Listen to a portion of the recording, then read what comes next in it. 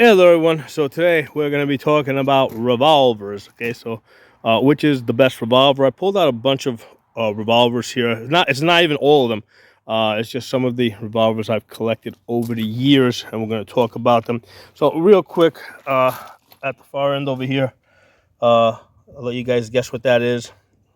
There's a hint right there, printed right on the gun. Okay, so that's the 500 Smith and Wesson. Okay, so that's the most powerful handgun in production handgun in the world. Way overkill. Okay, it's unless you're like a 400-pound bench presser, that gun is that's not a very pleasant gun to shoot. Okay, it feels like you're getting hit in the palm over here with a hammer. Okay, this one over here, the Raging Judge Magnum. I recently did a video on this. Now this shoots 454 Casull. It shoots 45 long Colts, and it shoots up to 3-inch 410 shotgun shells. Okay, we're going to talk a little bit about this. So now this is as you can see, this is a bigger, heavier gun. I think it's like a 5-pound gun. I think that's maybe like 4.5 or 4 pounds. So because this gun is so big and heavy, okay, and it shoots the ammunition that's less powerful than the 500. This gun, even with 454 Casull, is a lot more pleasant to shoot. Okay, so that's one of the things that with these guns. As the guns get heavier, you can more comfortably shoot more powerful ammunition. Okay, so here we got the Ruger Red Hawk. This is a 44 Magnum. Okay, I got another 44 Magnum over here. Right, kind of leaving this at the end. I'll tell you guys why, because I think that this is the most practical revolver to have. Okay, especially for like a self-defense. Well, self-defense, we're talking about bear defense, right? Because 9mm is plenty accurate for plenty sufficient, right? Not accurate, it's plenty sufficient for defending against humans. But for bear defense, I think this is probably this 44 Magnum with the 4-inch barrel is probably the best choice. So I kind of got that at the end over there. So over here, we got 357. Actually, we got two 357s right here. Okay, so this one is Smith and Wesson. This one is a Taurus. So a nice thing about this one that's kind of unique is, let's see if I can get this open with one hand. There you go. So that's a 7-shot. So that's one of the reasons why this is kind of unique, and I like it.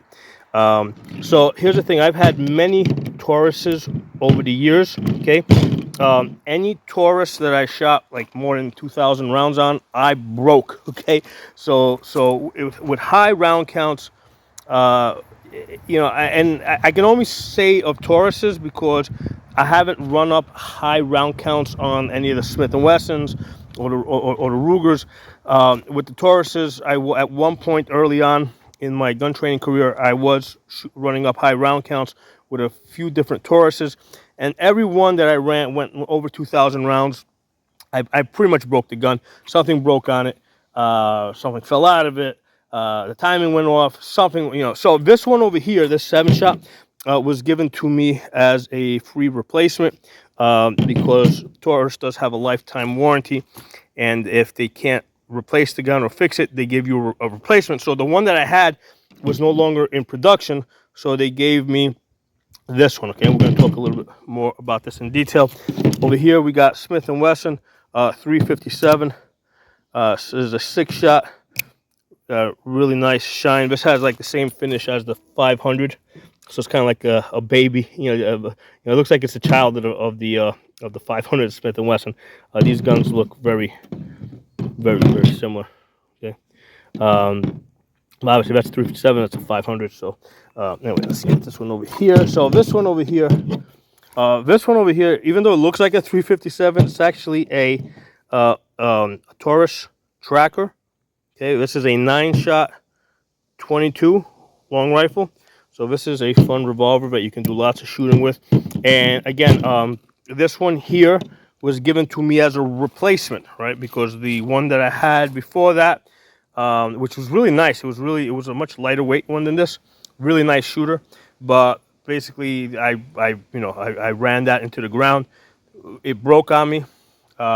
And when I sent it in for the lifetime repair, I mean, they just basically sent me another one. Now, because it's different serial number on these replacements, this one and this one, it had to go to an FFL, so I just had to pay the FFL fee for the transfer, but the replacement was free. Okay, so over here we got the Smith & Wesson 44 Magnum. Really like this. And over here we got a 10 millimeter Glock. I forget what number they are, but we're going to talk a little bit about that. So let me pause the camera, put it back up on the tripod.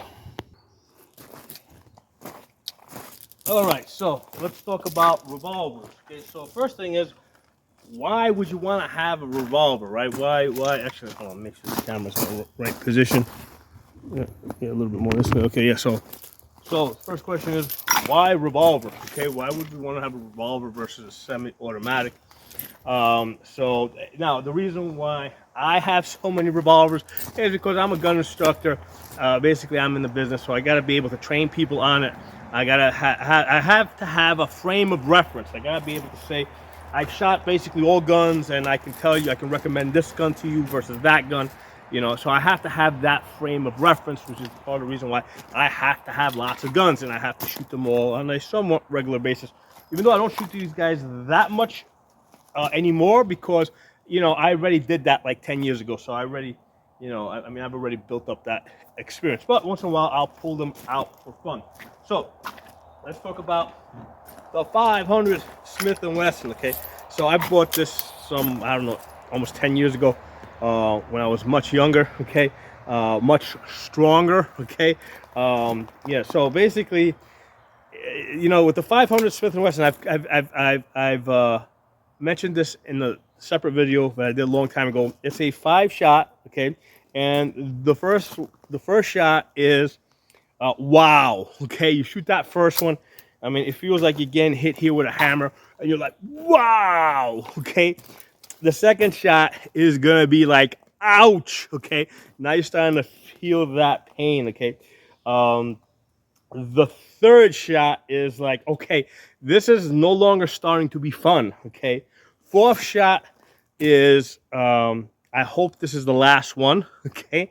And the fifth shot is, I am not going to shoot this gun for at least another month, okay? So that's, those 5 shots, that's the shooting experience of a full power loads with the 500 Smith & Wesson, okay? And that was 10 years ago, like I said, when I was younger and much stronger. Nowadays, it's like, okay, maybe I'll shoot this once every 2 years or something, okay? But it is a beautiful gun. It's got a ported barrel here, right? It's ported.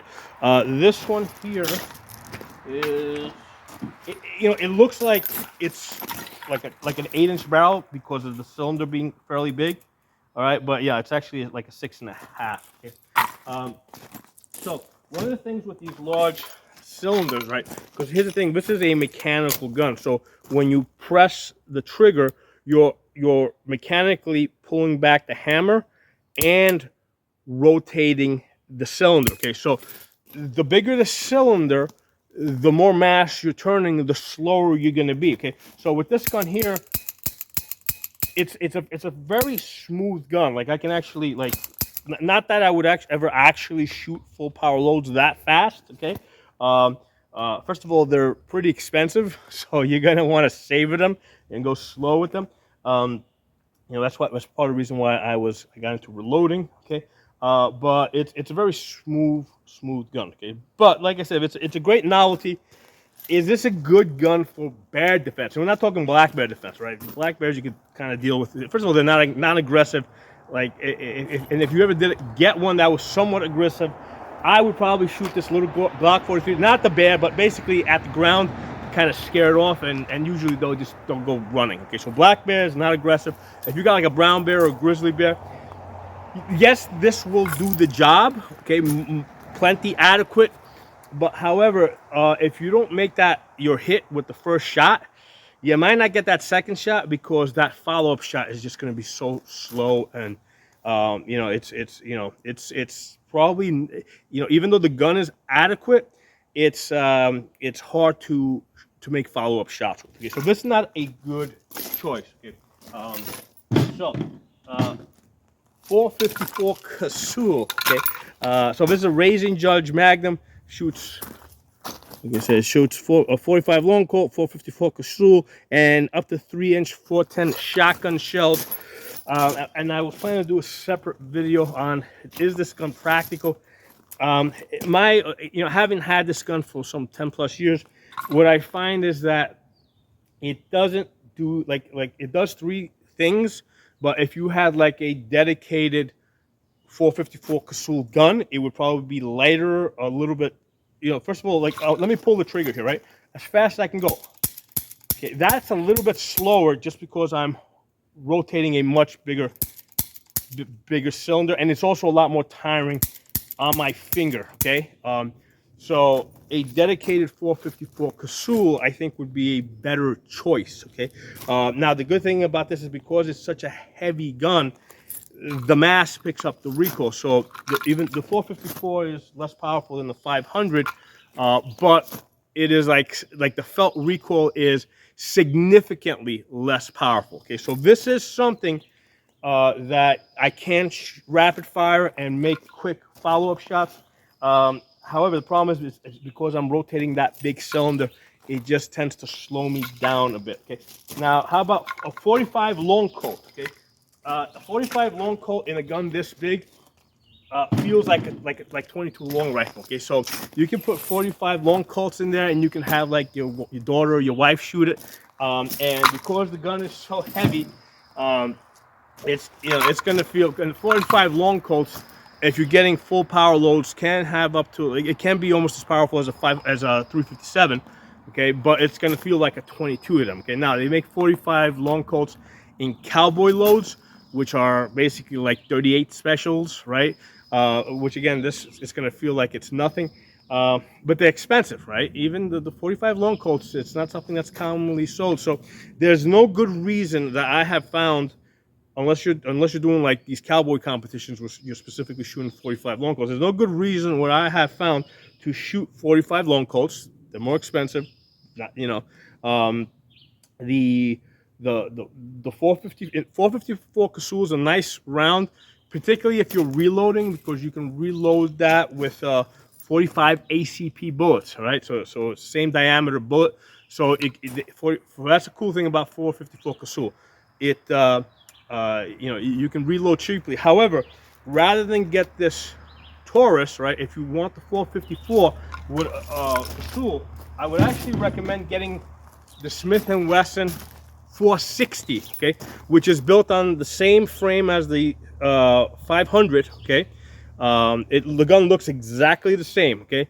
The difference is that instead of it being a 50 cal barrel, it's a 45 barrel, but the diameter of the bullet is 45% of an inch, so you can you can shoot. You can basically reload with 45 ACP bullets, and you can reload for 460, 454 Casull, or 45 long Colt. Okay, so the 45 long Colt is the parent round of the 454 Casull, and then the 454 Casull is the parent round of the 460s. Okay, so that's what I would recommend. Especially if you live in bear country, that's probably a good choice, because the Smith & Wesson, that's probably what I would recommend for lots of people. Okay, I mean, I'm going to get to the 44 Magnum in a minute, but if for whatever reason you feel that 44 Magnum doesn't cut it for you, I would go with the 460. Okay, and then from there you can always download, because the same gun, the same 460, Smith & Wesson 460, will shoot the 454 Casull or the 45 long Colt. Okay, now as far as as far as 410, right? Because this shoots 410 shotgun shells. Is that practical? Okay, so I've actually tested out the buckshot, right? Because here with the buckshot, you're shooting 3 balls every time you pull the trigger, right? Each shell has 3 buckshots in it in the 410. So if you've got what is this? This is a 6 shot, right? So it's 6 times 3, whatever that is. Okay, that's how many shots you can shooting out if you shoot through all 6. If you pull the trigger 6 times really fast. Okay. Now the length of the barrel makes a big difference, right? So in this length barrel, and this length barrel is 6.5 inches, and I made a mistake in the last video. I thought it was an 8-inch barrel because the cylinder's so long, but it's actually a 6.5 inch. Okay, with the 410 in the 6.5 inch barrel, when I'm shooting buckshot at 30 yards, which is where those targets are over there, the spread is about 2 foot. Okay, so that's you can basically hit a man-sized target at 30 yards, which is where those targets are over there. Now, if you're shooting, let's say, at a closer distance, like let's say at 15 yards over there, the balls don't get a chance to spread out. So basically, your spreads are going to be about that big, about, I don't know, about 6 inches, 6 to 8 inches.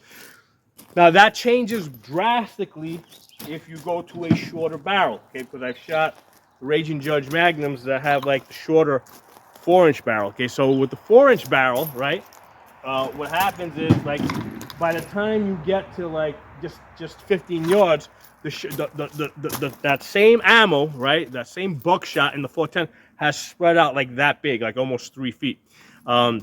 So if you got like a Raging Judge with a short barrel, it's basically, you know, like you pretty much got to be within 10 feet, right? Because it's gonna the balls are gonna spread out that quickly in the short barrel. However, in the 6.5, I'm actually able to get out to 30 yards and stay within 2 feet and be able to hit a man. So in that sense, the 6-inch is a better choice, right, than the short 4-inch.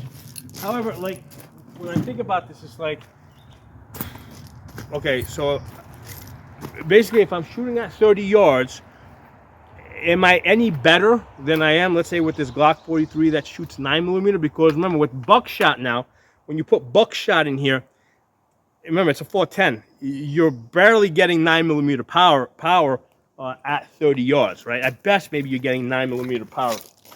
So it's a very heavy gun, and when I load it up with buckshot, I just don't feel like it gives me any advantage over the Glock 43 that I carry. Okay, so that's the thing you got to weigh out. So this is a very heavy gun. Like I said in the video, this is a novelty. And the thing with this is, if you're trying to shoot this fast, see, now here's the thing: if you don't let the trigger out all the way, it doesn't reset. So right now I'm stuck there. Okay, so that's one of the things with revolvers. If you don't let the trigger out all the way, okay, like right there, it's stuck. So that's one of the things you got to be aware of with revolvers. It's the opposite of Glocks, okay, and most of the semi-automatic, because with those, when you pull the trigger, right, you just let it out a very short distance, and then you get that reset. So if you shoot semi-automatic pistols, which have very short resets, and you're used to that, and then you go to most revolvers that have a very long reset, a lot of times you're going to find yourself jamming up the gun, in the sense that you don't get a full reset. So you pull the trigger, it's not working, and now you have to, you got to let your finger all the way out, pull it back in. It's definitely going to, mess with your groove, okay? So, now this one over here, the 44 Magnum, there's the Ruger Red Hawk. It's actually one of my first revolvers. This one's probably about 12 years old plus. I don't remember exactly, but it's one of my the first ones I got when I moved out to PA. Beautiful gun, a lot of fun to shoot. I mean, this is a good choice for like a bear gun. The barrel's a little bit long, so it's like if you're coming out of the holster, now you gotta clear the longer barrel. Okay, so that's one of the issues that you're gonna have with this. This is actually how long is this barrel?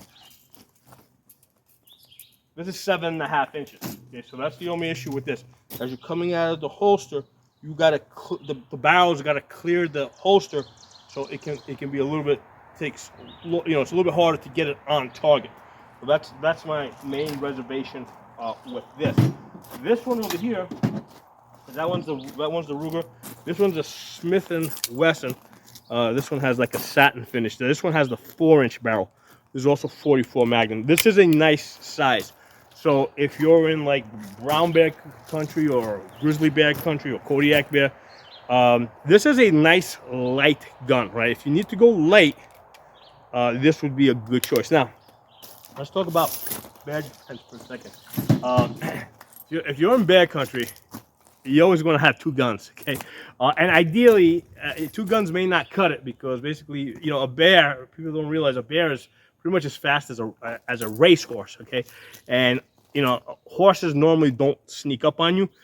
A bear is, you know, it could, you know, can stalk you and sneak up on you because it's a hunter, right? It's a professional killer, so it can sneak up on you, and then, you know, when it makes its move, when it attacks you, I mean, but chances are you're not even gonna realize you're being attacked until it's too late. Okay, so with bears, right, the best defense is not just to have two guns, but to be two people, right? So you want to have two people. If you walk in the woods, you want to be, you know, far enough apart so that, you know, you can cover for each other, and you got, you know, two sets of eyes in two directions. So I want the other person to be at least, you know, at least 20 feet away from me, side by side. I'm kind of scanning right side as we're walking in the woods.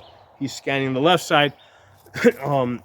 That's your best bear defense because realistically, if the bear's coming for me, you know, maybe I get the gun out of the holster fast enough. Maybe I get that one shot off. Maybe I get two shots. But the main thing is my other guy, right, whoever that is, you know, he's not under the same pressure, right? He's still shitting his pants, but he's not under the same pressure because he's not being attacked. So he's the one that's going to put fire on the bear. And likewise, if my buddy's being attacked, you know, and I see him attacked, you know, especially if I recognize that he's the one being attacked, you know, I can be a little bit more composed to come out of the holster, line up my sights, and take those shots. Okay. Now the question becomes, especially if you know, in either, because you can be the second man, right? The secondary man in the situation, right? Ideally, you would rather be the second guy, the backup guy. You don't want to be the guy being attacked. So the question now becomes, is 6 shots enough? Right? Actually, in this case, 5 shots. So this is a 5 shot. So that's one of the things to consider, because here's the thing with the bear, okay? A big bear that weighs like, I don't know, whatever, 1,000 pounds, 1,200 pounds, you know, if it's charging, right, it's got enough adrenaline pumping through its body that you could probably shoot it right through its heart, you know, fatally kill it, and it'll still be able to close the distance and potentially, you know, kill the person that you're trying to save. So that's one of the things with bears. I mean, they just, you know, it will take, you know, even with a large 44 Magnum, maybe even with a 500 Smith & Wesson, even with a powerful hunting rifle, okay, it can take multiple shots to stop it because it's got all this adrenaline going through its body, and it's not likely that you're going to be taking a headshot. Now, bear skulls are really thick, so, you know, you know, a lot of hunters have reported bullets like great, you know, deflecting off of a bear skull. Okay? Now, I don't know what distance or what caliber, but when you're talking about large bears, right, grizzlies, brown bears, Kodiaks, yeah, the bullets can, you know, especially if they're coming at an angle, they can skip off of the bear skull. Okay, so yeah, so the question now becomes, is 5 shots enough? All right, so I got 5 shots over here. I don't know. I would definitely want to, if I'm just gonna have a 5-shot revolver, let's say a 44 Magnum, even if it's a 500 Smith & Wesson, right, which has only 5 shots, I would definitely want to have another gun. Okay? So that's where I think the 10 millimeter, you know, where you're looking at like 12 shots or something like that. I don't remember exactly what, you know, 10 millimeter, I think is, for that reason, is the better choice, right? Because despite of shot placement, right, you know, you may not drop the bear, okay? Even if you're shooting it right through the heart and through the lungs, you know, he's charging, he's got adrenaline running through his body. You know, it may, you know, 3 shots, 4 shots, 5 shots may not do it, right? And then you got to factor in possible misses. 10 millimeters is the way I would go. Okay, that would be my choice, and I would probably have the 44 Magnum, a short barrel like this, because that's the nice thing about, you know, with the 4-inch barrel. That's a fairly compact design. Now,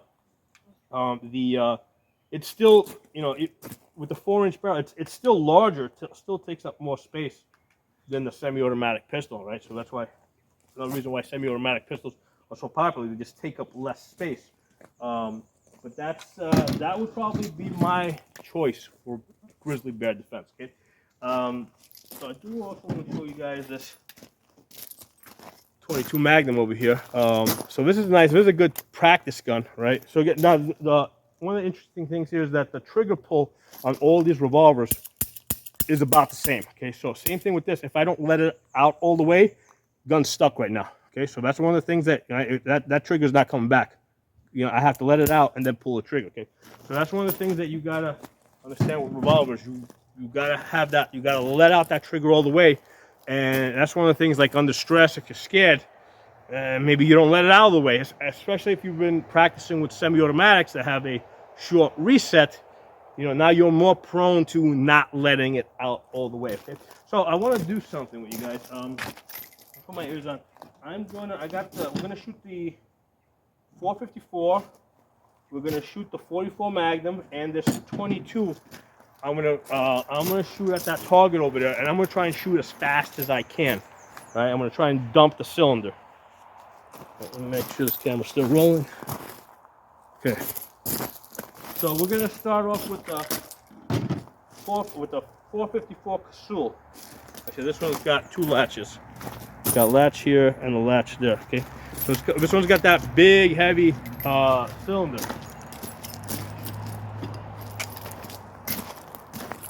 .454 Casull loaded with 45 ACP bullets.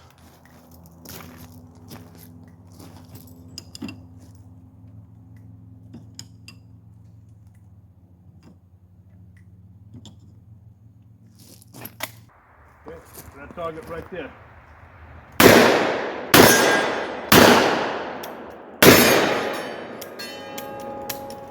Okay, so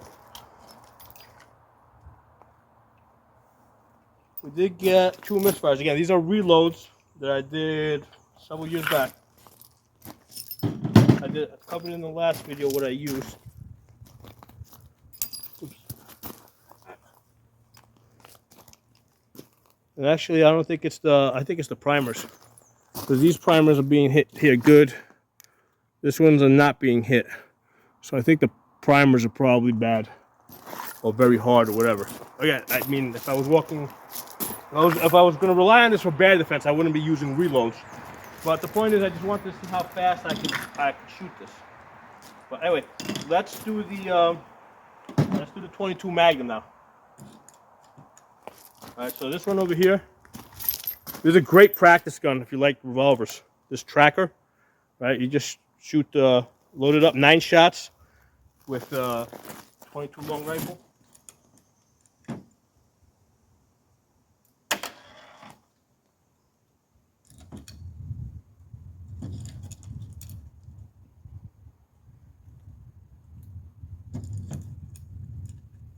I wish they would make a really lightweight 22 revolver with a swing out cylinder. Now I do have the North American Arms, which has a removable cylinder that you load. It's 5-shot. But I wish they would make like a lightweight 9-shot like this, because this one is like really heavy. If you look at the front over here, see there's a lot of metal there. Okay, so this. But yeah, the one I had before this one that was replaced by Taurus, that was a much lighter weight. But anyway, we're gonna shoot as fast as we can at that target.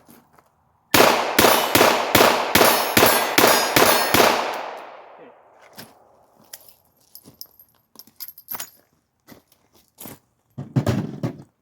All right, so now I want to shoot this 44 Magnum Smith & Wesson. What number is this? This is the 69. Yeah, they have the model number inside of on the frame inside of the crane over here. That's where you keep the model. So there's only a 5-shot.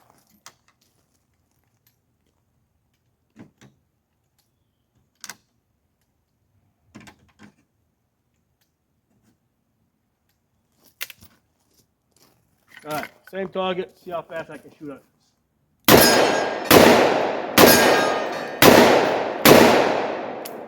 Alright, so yeah, this thing was moving. Now this is a 44 Magnum.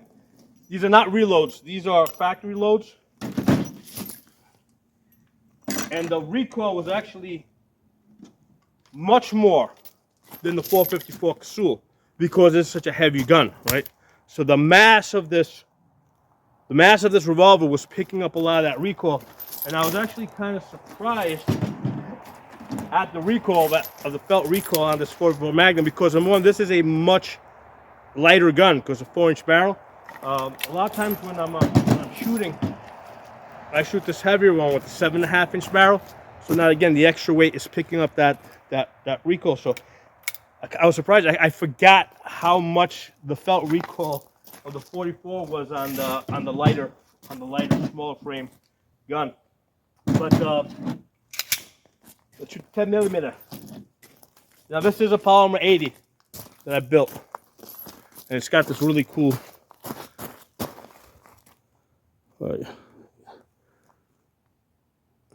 It's got that really cool optic there. So the way this works is when this is at full extension, you use the outer circle to center on the target. So if you're off, that brings you to the center. So that's the Holosun 507 ACSS.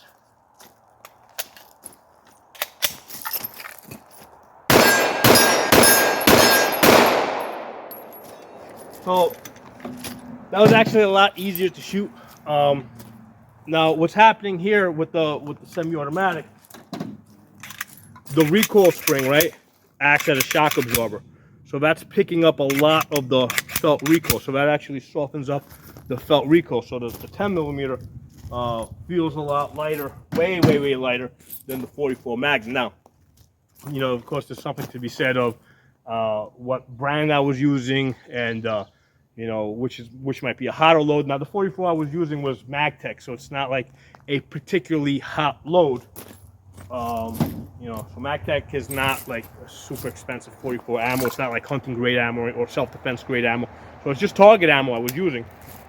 So this by far had the highest felt recoil because the gun is so light. Okay, so it felt a lot more than this 454 Casull, which again, this is a much heavier gun.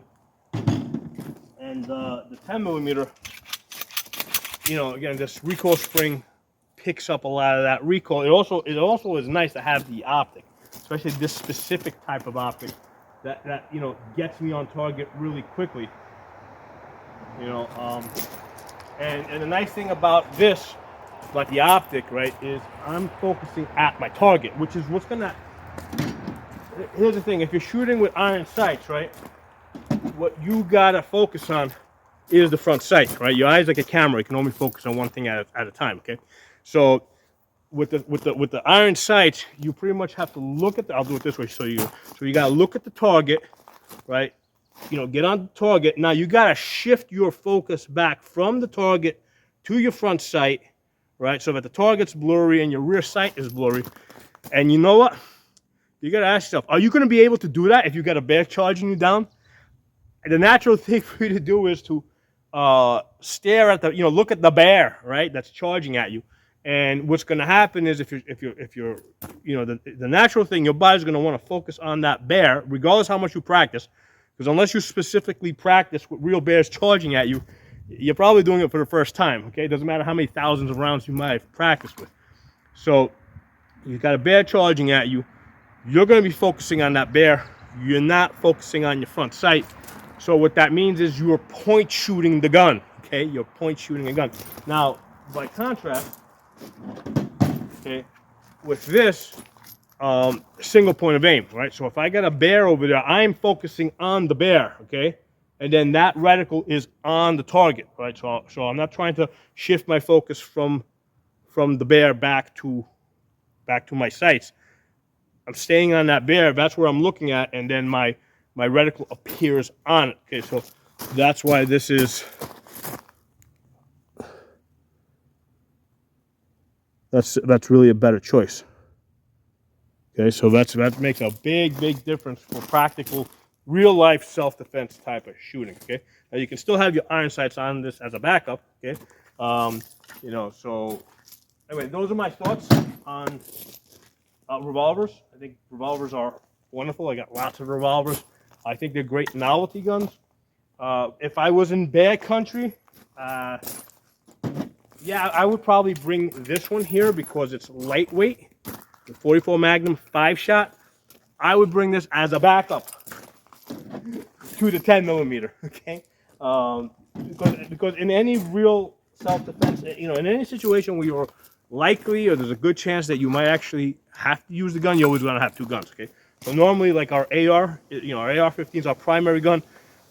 That's the backup gun. Okay, so if you're not gonna have a long gun and a short gun, then you're gonna have two short guns, right? Two small guns. Right? So if that's gonna be the case, the 10 millimeter is your primary, 44 Magnum is the backup, and in that case, it doesn't make sense. Doesn't make sense for the backup gun, you know, to be something huge like this, you know, 7.5 inch. I'm going to go with this. I'm going to go with the shorter one. Okay? Or I mean, it could be a 357, right? Could be a 357, but I would probably go with the 44. That's probably what I would do. I would also have to practice a little bit more with that, just kind of get back, because like I said, that recoil caught me by surprise, having not shot 44 Magnum in that light gun for quite a while. Okay, so anyway, drop some comments. Let me know what you guys think. I'll talk to you soon. So I did want to take another crack with the 44 Magnum at those targets, using the 7.5 inch, actually MadTech soft points 44 Magnum. Let's see if I can shoot this fast. I expect I'll be able to shoot faster than the other one.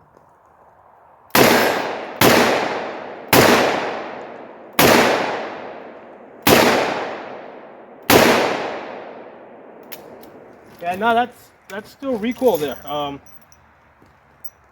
was maybe a little bit lighter, but not a whole lot versus this the 4 inch. I feel almost embarrassed to say it, but I'm not used to, because I haven't shot the 44 Magnum in a while. And as you can see, I just got a whole bunch of misses over there. I normally don't get misses. Okay, you guys have seen my videos, right? I normally don't get misses, especially at this distance. So the 44 Magnum is just like, you know, bouncing around a little bit and you know, trying to get it back on target, control it. Plus you got that longer trigger pull. I mean, yeah, it's something I'm not used to. We're gonna shoot the Glock 43. Do a holster draw.